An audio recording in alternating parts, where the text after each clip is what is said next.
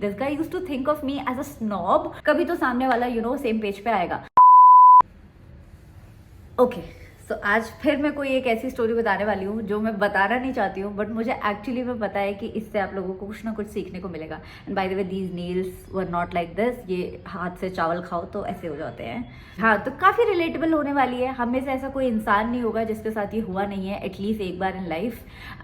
But इतनी difficult situation होती है ये कि आपको पता ही नहीं होता कि इसमें से निकलना कैसे है। तो how did I get out of it and how it worked in my favour, वो सब कुछ मैं आज आपको बताने वाली हूँ। सो पहले थोड़ा कॉन्टेक्स्ट दे दूँ। मेरा कॉलेज जो है वो किरोड़ीमल था और मैं डे स्कॉलर हुआ करती थी। तो मैं फरीदाबाद अपने घर से रोज कॉलेज जाती थी और एक तरफ लगते थे एटलीस्ट 2.5 से 3 घंटे, क्योंकि वो बस पकड़ो, फिर बस से मेट्रो पकड़ो, मेट्रो से आगे रिक्शा पकड़ो, बहुत टाइम लगता था। और थर्ड ईयर कॉलेज में मैंने अपने पेरेंट्स को कन्विंस करके एक पीजी ले लिया बंगलोर रोड पे नॉर्थ कैंपस में कि यार मैं इतना ट्रैवल नहीं कर सकती हूँ, I am missing out on so much, मेरी अटेंडेंस भी कम है। That was a lie obviously but मेरे को जो है पीजी दिला दो and they were gracious enough to get me a PG. Anyway, तो जब मैं फर्स्ट ईयर सेकेंड ईयर में थी तो मेरे जो मोस्टली दोस्त हैं कॉलेज में वो मेरे कोर्स से कभी होते नहीं थे। ऐसा बहुत लोगों के साथ होता है कि आपके अपने कोर्स में कोई दोस्त नहीं होते हैं, आपके बाकी कोर्सेज में होते हैं। And there was a particular course which was something related to chemistry. मैंने बायोलॉजी में ग्रेजुएशन किया है, जिसमें मेरे ऑलमोस्ट सारे दोस्त वहीं के हुआ करते थे।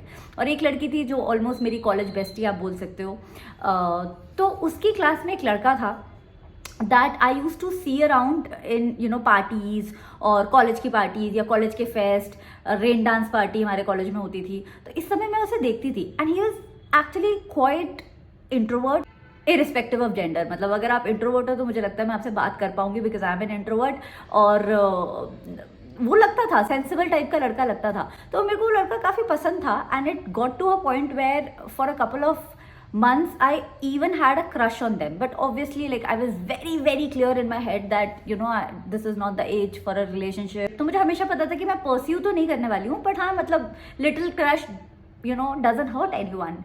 सो उसके बाद फर्स्ट ईयर सेकेंड ईयर में तो उनसे बात नहीं होती थी, वो हॉस्टल में रहते थे। लेकिन जब मैं थर्ड ईयर में शिफ्ट हो गई नॉर्थ कैंपस में तो हम वॉक पे जाया करते थे। मैं और मेरी कॉलेज बेस्टी रोज शाम को चाय के लिए वॉक पे जाया करते थे। 1-2 किलोमीटर घूमते थे, फिर चाय पीते थे, फिर वापस आ जाते थे। वॉक करते थे, चाय पीते थे, सारी कैलोरीज दोबारा इनटेक करते थे और वापस आ जाते थे। Nobody told me it goes like that, but anyway तो वहाँ पे मुझे मिलते थे क्योंकि मेरी कॉलेज बेस्टी के दोस्त थे। तो कभी कभी ये भी वॉक पे जाते थे। धीरे धीरे हमारी बात होनी शुरू हुई एंड मुझे पता चला that this guy used to actually hate me. This guy used to think of me as a snob who comes from Faridabad and doesn't talk to anybody. Because honestly मैं कॉलेज में सिर्फ लड़कियों से बात करती थी, मैं लड़कों से बात ही नहीं करती थी। अगर आप मेरी कॉलेज बेस्टी के दोस्त नहीं हो, मैं आपसे बात ही नहीं करती थी। तो he used to think of me as a snob and hoity toity, और इसको मैं बिल्कुल पसंद नहीं थी। बट धीरे धीरे इसने जब बात करनी चालू की मेरे से तो इसको समझ आया कि नहीं, लड़की बस इंट्रोवर्ट है, वैसे कोई रेड फ्लैग नहीं है चलता फिरता। तो he started liking me and obviously I did not understand कि और मेरा क्रश तब तक खत्म हो गया था but I started looking at him in a very they became family. All of these people, my college bestie and the people I used to meet every day, they became like family, more than friends to be honest. And I was very close to him and our friendship survived even after college. Third year खत्म होते होते मुझे honestly समझ आ गया था कि ये मुझे पसंद करते हैं और उन्होंने बोल भी दिया था और उन्होंने ये भी बोल दिया था कि ये मेरी प्रॉब्लम है, you don't have to like me back. And that was very mature for me. I mean, I was 19 and a guy saying that was really really mature for me. But I also did not understand कि कभी कभी लड़के ऐसे बोलने के लिए बोल देते हैं but they are secretly always waiting that you will be available someday and someday they'll hold a chance of dating you। लड़के मैं इसलिए बोल रही हूँ because I am a woman, I am sure लड़कियां भी करती होंगी। मतलब जिस भी केस में आपके पास वन साइडेड फीलिंग्स होती है वहाँ पे शायद कहीं ना कहीं एक होप होती है कि कभी तो सामने वाला सेम पेज पे आएगा। But I did not realize that nobody taught us that in childhood. ये सोशल स्किल्स कोई आपको बताता नहीं है and I was just 19, so I went on with my life. तो हमारे बैच में ऐसे बहुत कम लोग थे जो साइंस बैकग्राउंड का होते हुए MBA करना चाह रहे थे। But this guy was very clear that he wants to do an MBA। So right when he was in third year he prepared for an MBA and got a decent college in Pune and our friendship survived. तो एक बार मैं अपने masters के लिए Tata Institute of Social Sciences करके एक institute है बॉम्बे में, बहुत अच्छा है सोशल वर्क के लिए, उसका इंटरव्यू देने गई थी और ये रहते थे पुणे में। तो आई थॉट कि मैं क्यों ना पुणे भी इनसे मिलके आऊँ, और इनका शायद बर्थडे भी था इफ आई रिमेंबर, हाँ बर्थडे भी था। तो मैं गई बस पकड़ के बॉम्बे से अपने इंटरव्यू के बाद, कॉलेज के इंटरव्यू के बाद पुणे में ही वॉज वेरी ग्रेशियस, मतलब इसके सारे दोस्त मुझे बहुत पसंद करते थे, बट देयर वॉज अ माहौल that everybody thought of me as his girlfriend, which honestly used to irk me a little bit. But I thought कि अगर मैं इसके बारे में बहुत ज़्यादा बोलूंगी तो it might spoil our friendship, you know, इसमें इसकी क्या गलती है, people are saying that, you know. उसके बाद Tata Institute of Social Sciences में तो मैंने एडमिशन नहीं लिया, मैंने ड्यू में ले लिया, और ये पुणे में थे, फिर उनकी जॉब भी लग गई, मेरा 1 साल का गैप भी आ गया था बीच में, तो मैं मास्टर्स में थी, ये जॉब में थे, they were dating someone from the same college they were in, and उनका रिलेशनशिप भी अच्छा खासा 2-3 साल का था. बीच बीच में हम जब भी मिलते थे everything used to be sweet, but he was little too sweet for me. मतलब I have had male friends since childhood, मतलब मेरा नाम शुभम है यार, फर्स्ट स्टैंडर्ड तक तो मेरी टीचर को भी नहीं पता था मैं लड़की हूँ, क्योंकि मेरी मम्मी मुझे बॉयकॉट करा के शुभम नाम रख के वो होते ना छोटे से निक्कर पहना के भेजती थी स्कूल में. तो फर्स्ट क्लास में जब मैंने विंटर्स में स्कर्ट पहनी तो एक इमीडिएट पीटीएम बुलाई गई और पूछा गया मेरे पेरेंट्स से कि ये लड़की है, इसके तो सारे दोस्त लड़के हैं. Out of context, but I am trying to tell you that I have had male friends since childhood. I have also had female friends. तो anyway, coming back to the story, तो ये डेट कर रहे थे, लेकिन जब ये मिलते थे तो मेरे से एक्स्ट्रा स्वीट होते थे, और मेरे बाकी जो मेल फ्रेंड्स हैं वो मुझे ऐसे ट्रीट नहीं करते हैं. दे, you know, your gender doesn't come in between when you are friends with people, right? Even if they're girls, even if they're boys, but इनके साथ gender हमेशा सेंट्रिक होता था, घर पहुंचे हो कि नहीं पहुंचे हो. मुझे लगता था ये सब शिवलरी में आता है, पोलाइटनेस में आता है, because they come from that sort of a background, you know, some sort of defense background. लेकिन मेरे आसपास के लोग मुझे हमेशा बोलते थे कि नहीं शुभम, वो तुम्हें अभी भी लाइक करता है, वो तुम्हें अभी भी लाइक करता है. तो हिम्मत करके 2-3 साल बाद मैंने फिर से उनसे पूछा कि क्या आप मुझे अभी भी पसंद करते हैं, तो उनका आंसर था ऑब्वियसली.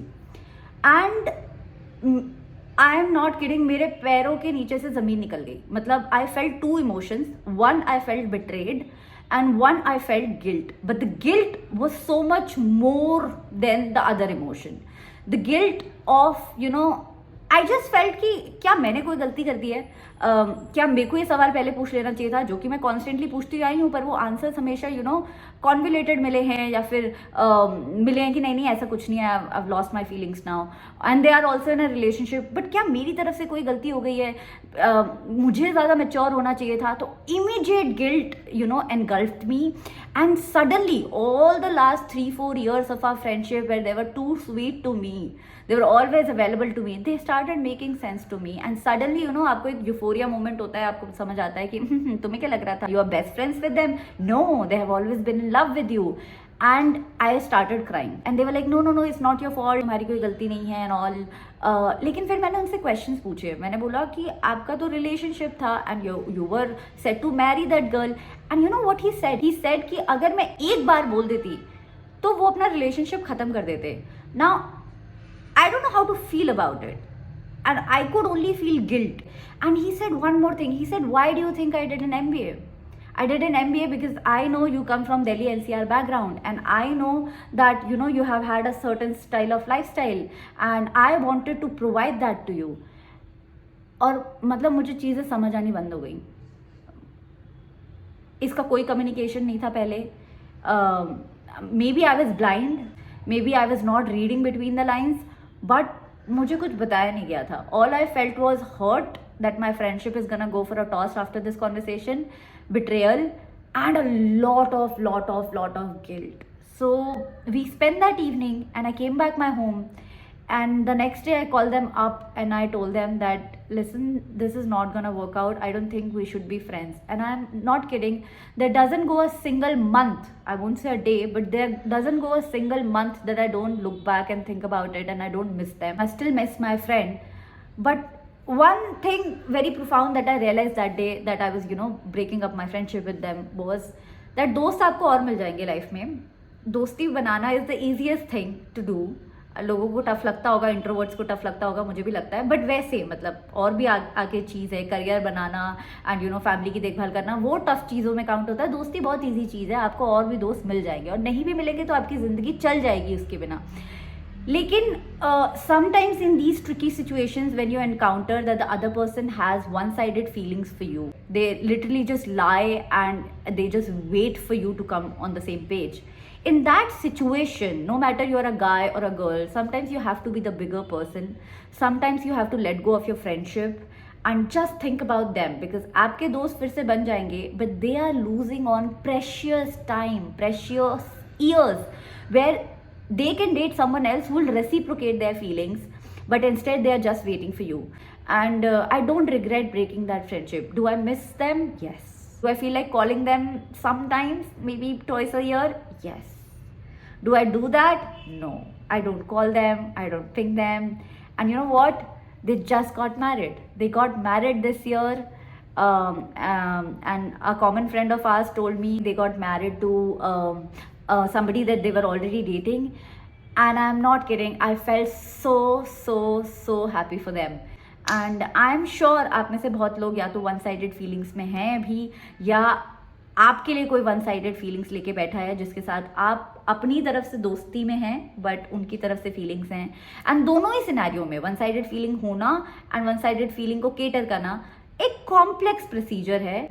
इसका जो आउटकम है ना वो 99% ऑफ द टाइम आपको हर्ट ही करेगा, right? So if you are in this situation and you have been looking for a sign, take this video as a sign and let your friend go, because they are not your friend, they love you actually. And if they are in one-sided love, you are in a one-sided friendship and it's equally bad. So let them go, and I'm sure you will get more friends, better friends who will reciprocate your friendship, and I'm sure on the other side you will get somebody who will love you back. So I hope you enjoyed the story. Next story आपको मेरे college से related चाहिए या फिर आपको मेरे colleague से related चाहिए, मुझे कमेंट्स में ज़रूर बताइएगा. I'll see you next time. Bye bye and take care.